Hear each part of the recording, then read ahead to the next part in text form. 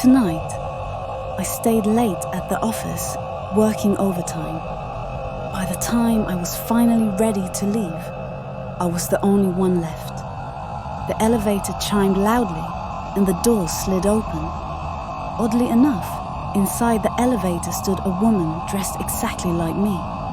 Though her face was hidden beneath her long hair, I froze for a few seconds, about to step inside, but she gently shook her head as if telling me not to enter. I took a step back, and the elevator doors closed immediately. Feeling uneasy, I decided to take the stairs. The stairwell was dim and silent, and the sound of my footsteps echoed through the empty space. When I reached the 9th floor, I suddenly heard hurried footsteps coming from above, as if someone was rushing down towards me. I stopped and held my breath. My heart pounded. The footsteps grew closer, and then I saw a figure turn the corner of the stairs. A woman, dressed just like me. I could clearly see her face now. It was my own face. She smiled at me, but her smile was eerie and hollow, as if her face lacked any life. I spun around and dashed down the stairs, bursting out of the building and hailing a taxi, gasping for breath as I gave the driver my address. I finally began to calm down, but then I noticed the driver glancing at me through the rearview mirror, giving me a strange smile. "Why didn't that woman who looks just like you get in the cab with you?" he asked. I sat frozen in the back seat, feeling a chill run through my entire body at his words. What woman?" I tried to sound calm, though my mind had gone completely blank. "Oh, the one who was standing right behind you when you came down," he replied, sounding as if he were mentioning something completely ordinary. "I thought you two were together." My heart pounded as I glanced out the window. The night was dark, and the light from the street lamps couldn't reach inside the car, leaving the window to reflect my own image. And then I saw her. Standing behind me was that same me from the stairwell. Her face was close to my ear, still wearing that eerie smile. I was paralyzed with fear, unable to move, staring at her reflection in the glass. "Don't worry," she whispered in my ear, her voice cold and empty. "I just want to go home." I forced myself to ignore the terror, lunged for the door handle, and tried to leap out of the car. At that moment, the car's interior lights flicked on, and I froze. The driver had turned around, fixing me with an intense gaze. "Where do you think you're going?" His voice was ice cold, brooking no argument. I stammered, repeating my address, my mind a tangled web of confusion and fear. The car continued moving, but the air inside was suffocating. A few minutes later, a taxi pulled up outside my building.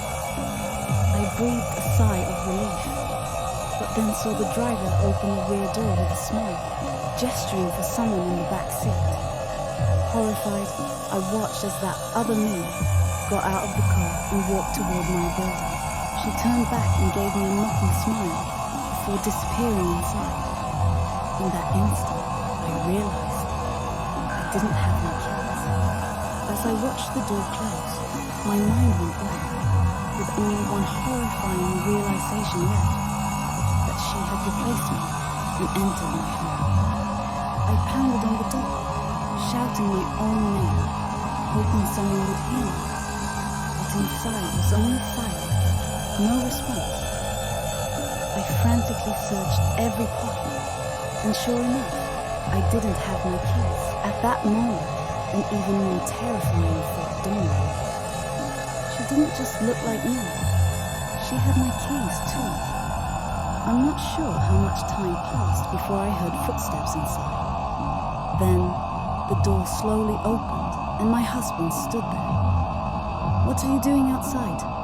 he asked, frowning, his voice filled with confusion. "She's inside. I got locked out, I stammered, gesturing toward the apartment, but he just looked at me coldly, without a hint of surprise, and even a trace of annoyance. What are you talking about? You already came home. Now you're acting like this? He muttered under his breath, then turned around and shut the door, leaving me outside. I stood there, staring at the closed door, feeling utterly helpless. In my despair, suddenly remembering that our neighbor might still be awake. Maybe she could help. I dragged myself to the neighboring apartment and knocked firmly. The door opened quickly, and Mrs. Wilson, my neighbor, poked her head out, looking a bit irritated and tired. What's going on at this hour? Mrs. Wilson, it's me. I think someone has replaced me. She's inside my home. I pleaded, hoping she would understand my terror. Mrs. Wilson stared at me for a few seconds, her expression gradually turning cold. Then an eerie smile appeared on her face. What are you talking about? You already went inside just now. You even said hello to me. My breath caught as my legs wobbled, and I staggered back a few steps. I didn't know where I was now. This whole world had turned into some twisted nightmare. Just then, I heard footsteps behind me. I turned and saw her, the other me, standing in the shadows of the hall, staring at me with dark, hollow eyes. She slowly began to speak, her voice chilling. This is my life now. You can't come back. She raised her hand and gave a small wave. I felt an overwhelming force pressing down on me, pulling me into an endless darkness. As my body grew weightless and faded away, in those final moments, I looked at her face. That familiar, yet estranged smile was the last thing I saw. In the pitch-black void, I suddenly understood that I would be trapped in this shadow forever, with no way to return to the life that was once mine. And she would live in my room, my life, and no one would ever notice or even remember me.